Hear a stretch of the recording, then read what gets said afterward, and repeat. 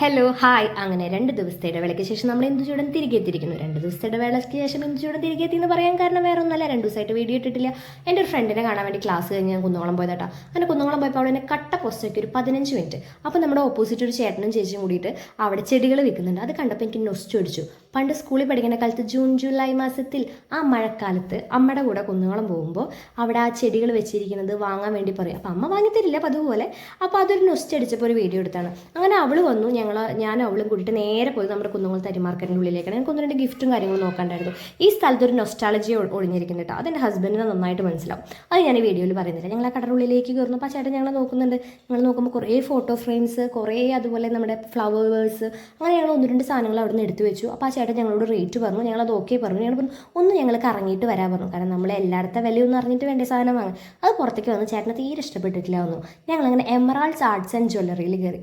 അവൾക്ക് കയറണമെന്നൊരു നിർബന്ധം. അങ്ങനെ അവിടെ കയറി നോക്കുമ്പോൾ കണ്ട റോസ് ഗോൾഡിൻ്റെ ചെയിൻസ് ഉണ്ട്. നല്ല അടിപൊളി ജിമുക്കാസ് ഉണ്ട്. എന്ത് ഭംഗിയെന്ന് പറയുക ജിമുക്കാസ് കാണാൻ. ഞാൻ നോക്കുമ്പോൾ എനിക്ക് ഇഷ്ടമായി. പക്ഷെ ഒന്നും എടുക്കാനുള്ള ബഡ്ജറ്റ് ഇല്ലാത്ത കാരണം ഞാൻ എടുത്തില്ല. വെറുതെ വീഡിയോ എടുത്ത് പോകണം. അങ്ങനെ ഇയറിങ്സ് നോക്ക്. ഇയറിങ്സിൻ്റെ വിലയാണ് എനിക്ക് ഇഷ്ടമാവാൻ. 230 രൂപ ഉണ്ട്. ബാക്കിയൊക്കെ ഓക്കെ ആയിരുന്നു കേട്ടോ.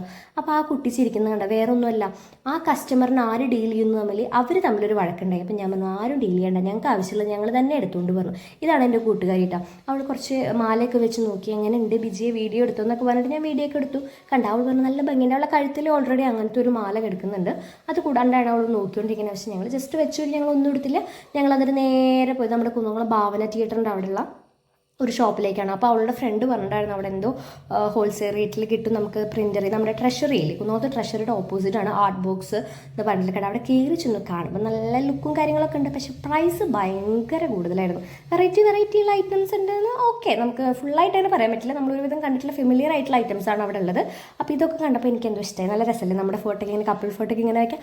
അങ്ങനെ അതൊക്കെ ഒന്ന് വെറുതെ വീഡിയോ എടുത്ത് എനിക്ക് ഈ നമ്മുടെ പുൽക്കൂട് ഭയങ്കര ഇഷ്ടമായി. നല്ല രസമുണ്ടല്ലേ ക്രിബ്. അങ്ങനെ ഞാൻ പോയത് നമ്മുടെ സ്വന്തം കുന്നങ്ങളങ്ങനെയൊക്കെ. ഞാൻ പറഞ്ഞു എനിക്ക് വിശക്കുണ്ട്, എനിക്ക് ചായ കുടിക്കണം.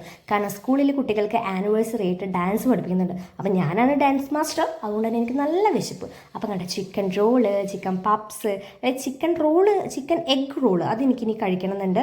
അതുപോലെ നമ്മുടെ ചൈന ബോക്സ്, ചിക്കൻ ബോക്സ് അതൊന്നും ഞാൻ കഴിച്ചിട്ടില്ല കേട്ടോ നമ്മുടെ കുന്നംകുളമായിരുന്നു. പിന്നെ ഞാൻ അവിടെ കണ്ട ഐറ്റം ക്രീം പപ്സാണ്. കാണുമ്പോൾ നല്ല അടിപൊളി സാധനമാണ്, പക്ഷെ അങ്ങനെ ഒരു ചിലവായിട്ടില്ല. അതുകൊണ്ട് എനിക്ക് വാങ്ങാൻ ഒരു പേടി. അങ്ങനെ വീട്ടിലേക്ക് നമ്മുടെ പോക്കറ്റ് ഷവർമല്ലേ അതൊക്കെ വാങ്ങിയിട്ട് വീട്ടിലേക്ക് അവളുടെ പിന്നിലിരുന്ന് യാത്രയായി. അവൾ വഴിയിലിറക്കി വിട്ടു. ഞാൻ എൻ്റെ സ്വന്തം വണ്ടിയും വീട്ടിലെത്തിയത്.